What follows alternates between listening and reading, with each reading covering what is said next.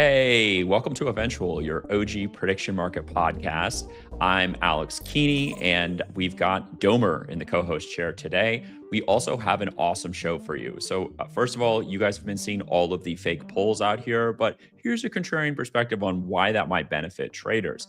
Then we've got Darline Graham in South Carolina facing the Ralph Norman conquest after a big gaffe at a debate. That election is coming up next week, and I know a lot of you have bonded her at a very high price.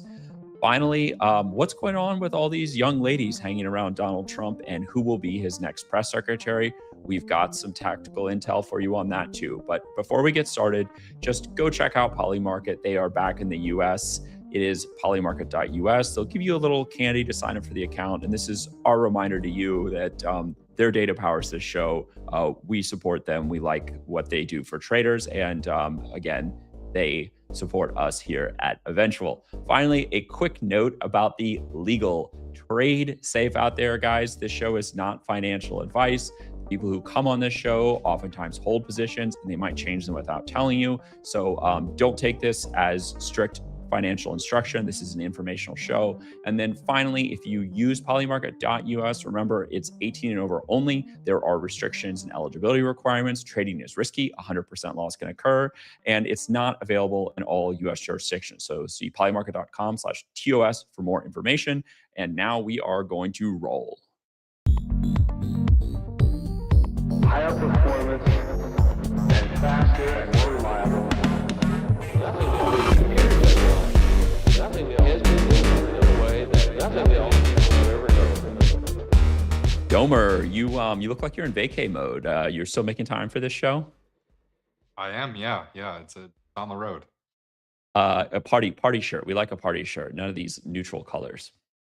Exactly. Yeah. Party mode as well. Speaking of people who have a reason to party, how about fake Dan Sullivan and Mary Peltola this week in Alaska? We popping champagne for them already? Well, who's to say he's not the real Dan Sullivan?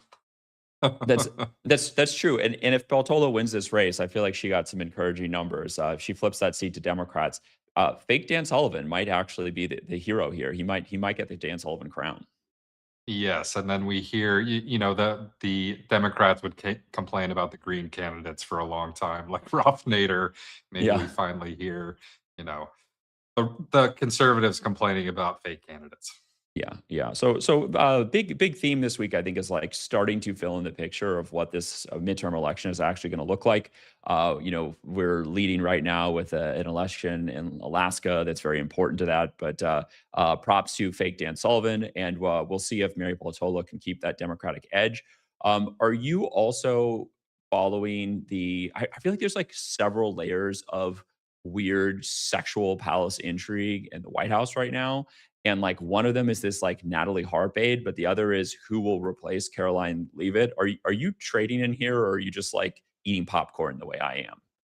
I've nibbled in the press secretary a little bit. I also feel like this is one where people that I know in real life are like, oh, who's going to be the next press secretary? There's far more interest in terms of regular people than I would have expected. But I have a small little bit of Scott Jennings. I think Okay. if he wants the role, he could do Yeah. Well, I mean, but do you worry that like Trump doesn't want to give Scott Jennings the job because then he won't be able to watch him on CNN anymore? it. Yeah, maybe. I mean that's one thing that well, does he watch CNN is the first question. There you go. But yeah, I mean he Scott Jennings kind of matches the model that he used in his first term, which was like a little bit of an abrasive male, whereas now he has kind of switched a little bit to women. But we'll see if he switches back. Well, it is sort of interesting. So Scott Jennings is the favorite to be the next White House press secretary. He's trading at 37 cents the last time I checked on polymarket.com. And it is like you pointed out, we have pointed out that there's a very female, very attractive sort of female vibe that Trump has surrounded himself in this term. But also, is there a point at which Susie Wiles does like the HR thing? And it's just like, sorry, you have to hire someone that like, John Ossoff can't give a speech about like weird sexual tension about like you need to hire the aging gray-haired man for this job, like that you think that could play maybe. I mean, so Trump does so much weird stuff that I think they need someone who's able of who's capable of spinning things in a way that makes a little bit of sense. So Yeah. they're gonna need someone who's smart on his feet, like Scott Jennings are. He says some crazy stuff, but by and large, he's pretty good at spinning what's happening into something that sounds nice. So cards on the table. I used to work with Scott, but I know nothing about this. But I do want to take the opportunity to say that I'm cool, but I have no idea what is going to happen with this. But look, I think that seems like a smart money play. Like everyone in the Republican movement loves Scott Jennings for his ability to give it as good as he can take it. So I might go ahead and follow you on that. I think 37 cents, like that's probably should be closer to 50, 55, somewhere up there. There's probably some value in that trade. Yeah, really hard to say. I got in at 15, and maybe I might look to sell if he gets closer to 50, though. Yeah, yeah. Okay, all right.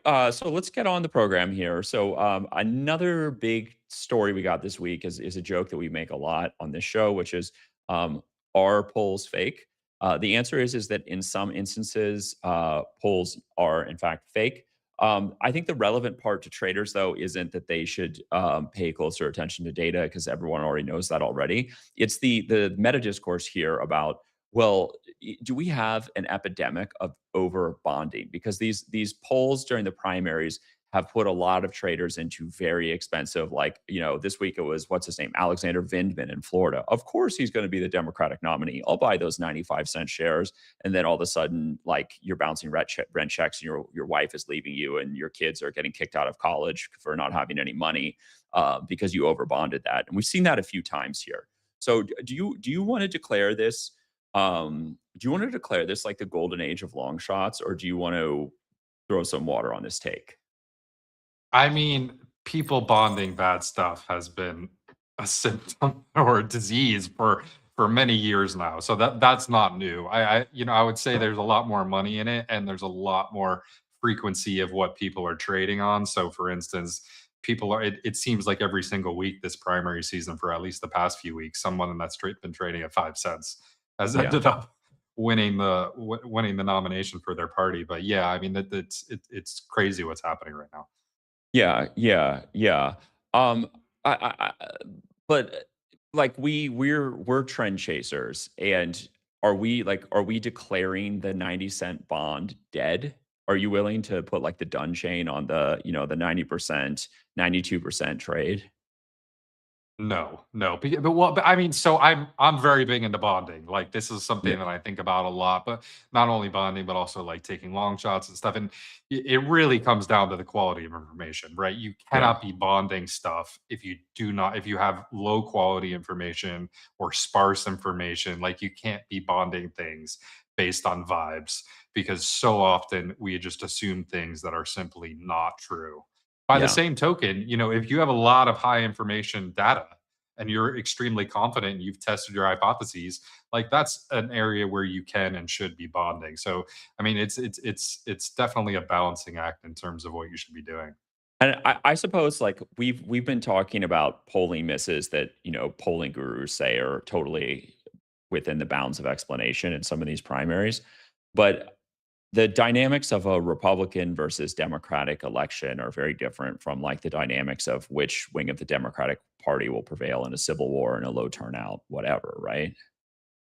Absolutely true. Yeah, because there's a baseline by which a Republican, it's like if they're in South Carolina, the Republican is very unlikely to, even if they're the worst candidate in the world, to get less than 45% of the vote, Right. right? For instance.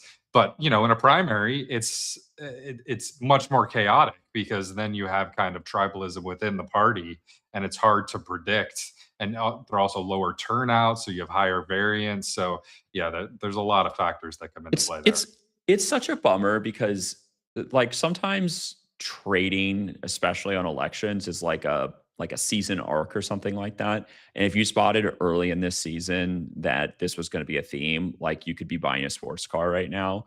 But for everyone else, like it's just another card to put in your back pocket for the next primary season to see if this trend still holds. But like there's really no guarantee that it will. So cheers to those of you who identified this trend early and capitalized on it, because I think your point is well taken that the general election and the midterms will not have the same like very opaque dynamics as intra-party feuds. Um, should we? I think this is our cue to talk about kind of is this the last and greatest intra-party feud before we get to the midterm elections? Darlene Graham versus Ralph Norman in South Carolina. Are we at the end of the line here? It might be, and this is one of my favorite races this year. I'm really getting involved in this one. Yeah. You are never been more monotone telling me you're excited than you just were right there. Well, I mean, because I'm not sure if I'm happy excited or sad excited. We'll find out in 5 or 6 days or whatever it is. Oh, these are the ones you love. Like these are the ones that you love, and it's very hard to explain this to people who don't trade. But you love the really hard questions that really engage you and like put you at odds with other smart traders. These are the ones we love. Um, Yeah, for sure.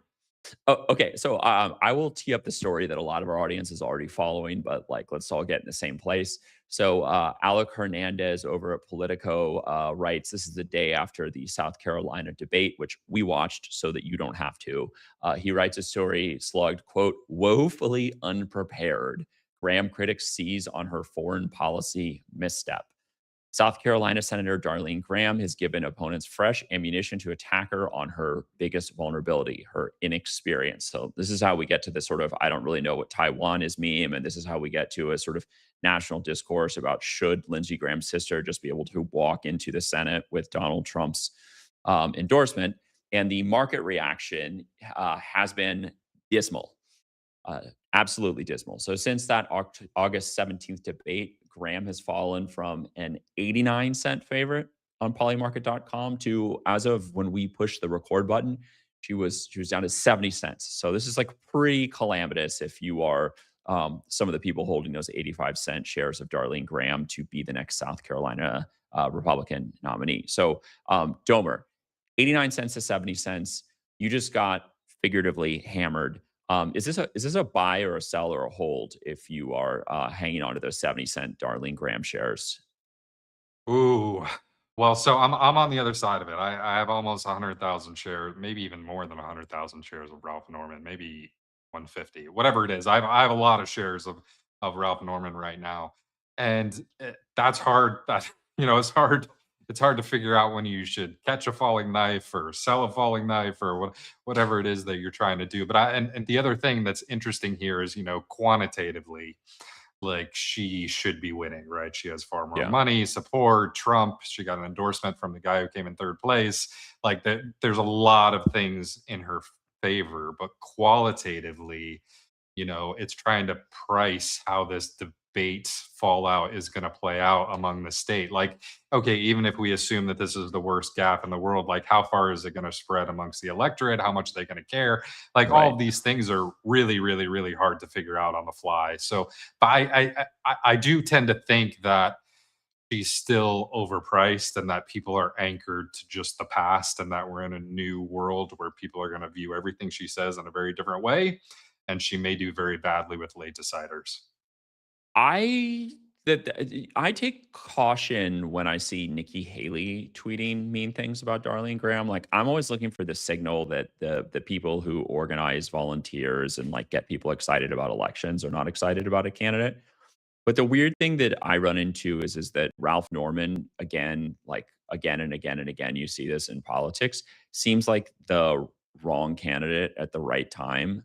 Like he's just so old and so like politician-y. And like if Russell Fry had come through that primary or someone else, I would think it might be different. But I'm very skeptical that Ralph Norman is the right candidate to seize on a vulnerability.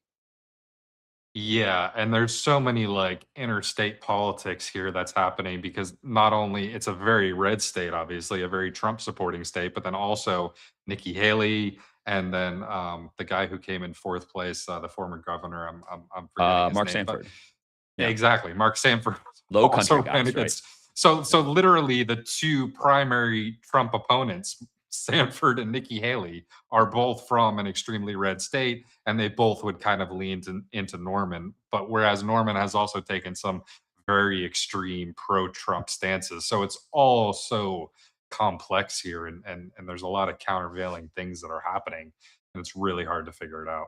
I mean, I tend to think that most of this people don't really care about. But the way, okay, you tell me if you disagree, but the way that the market will work is I feel like you'll see more and more weak hands like get progressively weaker between now and Tuesday.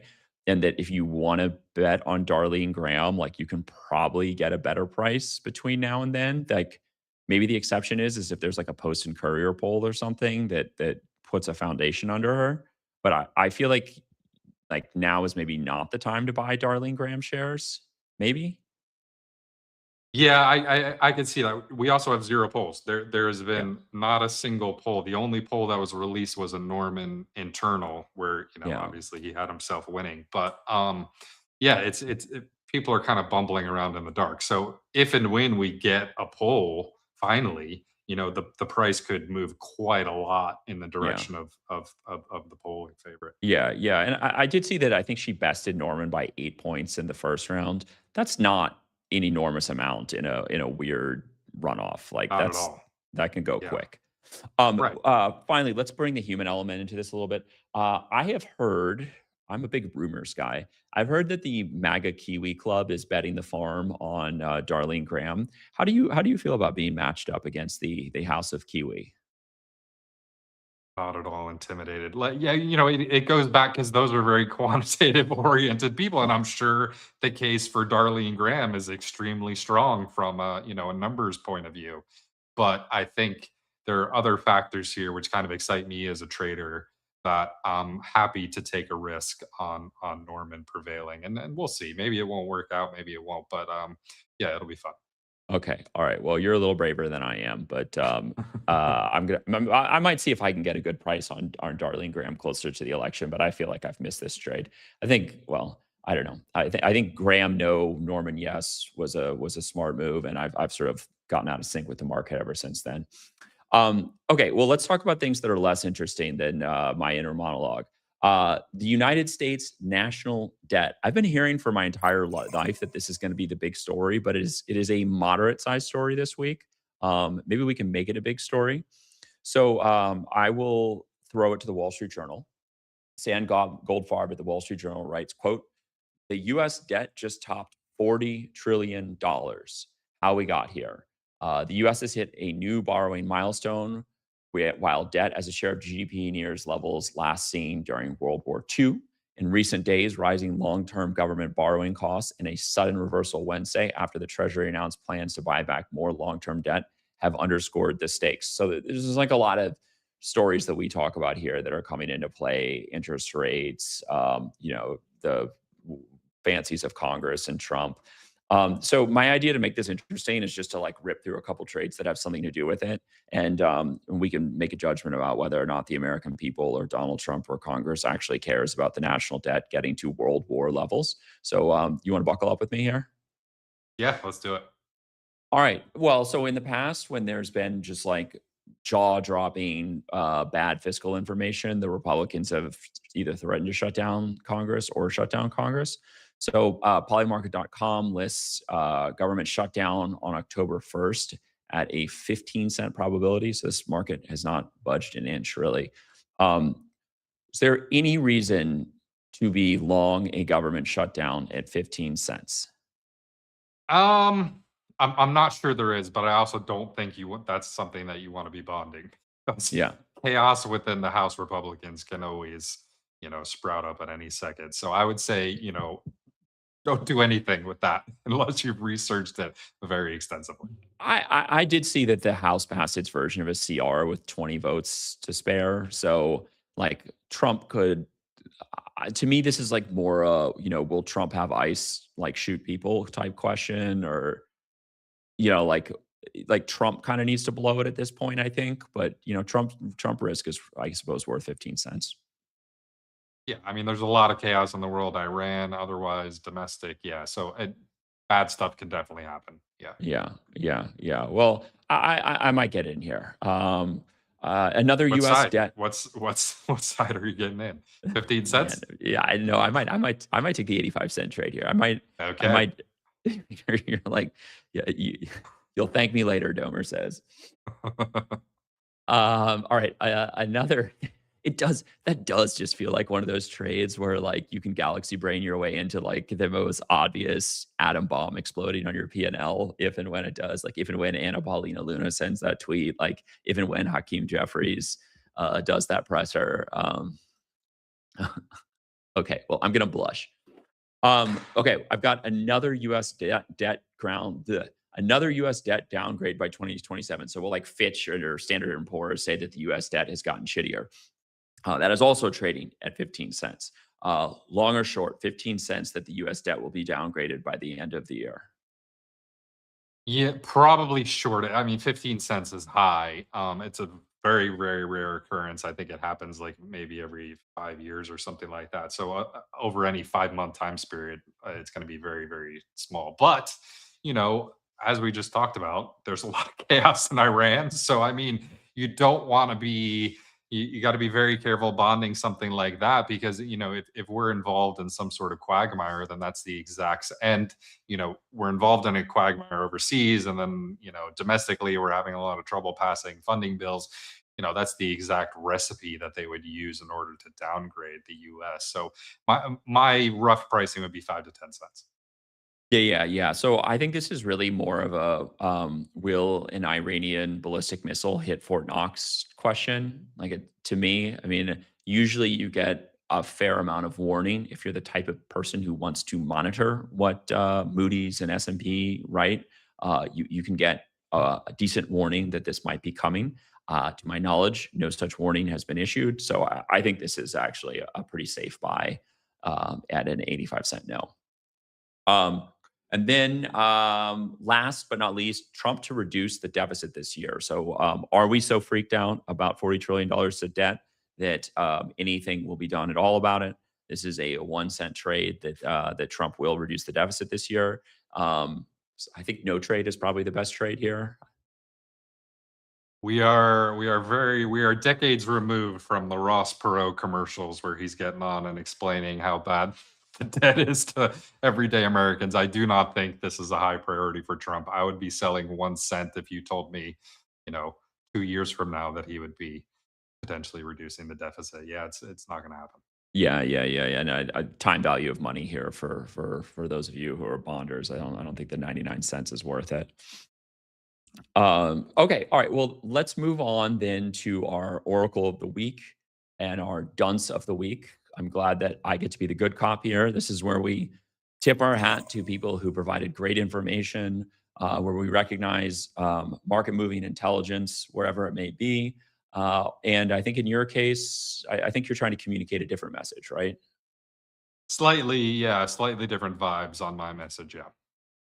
Dunce of the Week. All right. Well, you know what? I will start with honey, and you can move with vinegar. My Oracle of the Week is a Substack reporter, former Axios reporter that you should be following, named Julie Grace Brufke. And Brian Golden and I were on this show yesterday trying to make heads or tails of what's going to happen to Corey Mills. Will he survive his primary? Will he not? It was like the pricing was weird. The information was incomplete. And like an hour before polls closed, Julie Grace posted this tweet about how Corey Mills had missed 2 consecutive appearances on Fox News. And it was like, light bulb. He knows he's losing. So really important piece of signal that was buried out there in Twitter coming from Julie Grace. You should go subscribe to her Substack. I don't remember what it's called, but we have gathered wonderful intelligence. So Oracle of the Week, Julie Grace Brufke. I leave it to you now. Nice. Yeah, Dunce of the Week, we'll go with Rick Wilson, who right after Hong lost in Wisconsin, obviously a huge upset there that, the more moderate candidate won. He wrote this big dissertation about how this will not happen in Florida, and Rick Wilson is from Florida. And he gave chapter and verse, et cetera, why, Vindman was going to win the Senate primary as opposed to Angie Nixon, the DSA candidate. And he went chapter and verse, Vindman's going to win, military, et cetera, Jewish issues.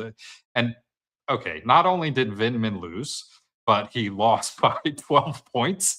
And it proved yet again that Rick Wilson probably doesn't know much about political consulting anymore, probably doesn't know much about Florida politics, and he doesn't really have his finger on the pulse. Rick Wilson is somebody who rose to fame with John McCain and then has kind of clung on to as kind of a political influencer with the Lincoln group or whatever it was, where Yeah, he's yeah, kind Lincoln of Project. yeah, he's reaped tens of millions of dollars from people just proclaiming, political things left, right, and center. So not the sharpest tool in the shed, not someone you should be listening to. Be very wary of people with a large number of followers making political pronouncements. What I'll say. Ooh, yeah, yeah. Leading indicator of the grift industrial complex. It's that mid-sized creator. It's that 8 to 20,000 follower account who's like a reporter in a big city. That's your guy. You are exact. There's a lot of wisdom. That might have been the smartest thing we've said since we've started filming. Yes, that's the sweet spot right there. Although shout out Ross Barkin, who used to be like the plug in New York politics. Apparently his book just got pulled for plagiarism. So maybe nothing is sacred anymore. Oh no, that's dark. Yeah. Um, Dark indeed. All right. Well, we've got. I'll sneak preview some of the stuff we've got coming up. We've got Ankush Khardari, the legal analyst, who you might recognize from Politico, the New York Times, MS Now. He will be appearing on the show next week. Ben Schreckinger, a great investigative reporter, and of course, Zoltar, one of the absolute OGs. So we've got a lot of killer content that's going to be coming through our feed. But for the Thursday live stream, Domer, it's just you and me. So I think that's the end of the show. Nice. Yeah, another great show. Thank you for joining. And thank you to the people who produced this show. This show was produced by Alex Asdorian and executive produced by Matt Talese. And please remember, we have a newsletter that goes out twice a week, and you can subscribe to it for free at eventual.news/subscribe. So again, eventual.news/subscribe. Just sign up so you don't miss anything. You get lots of content that doesn't come out on the show, and it'll be worth your time. So on behalf of Eventual, I'm Alex Keeney, aka Keen Dog, and it's been great to hang out with you today.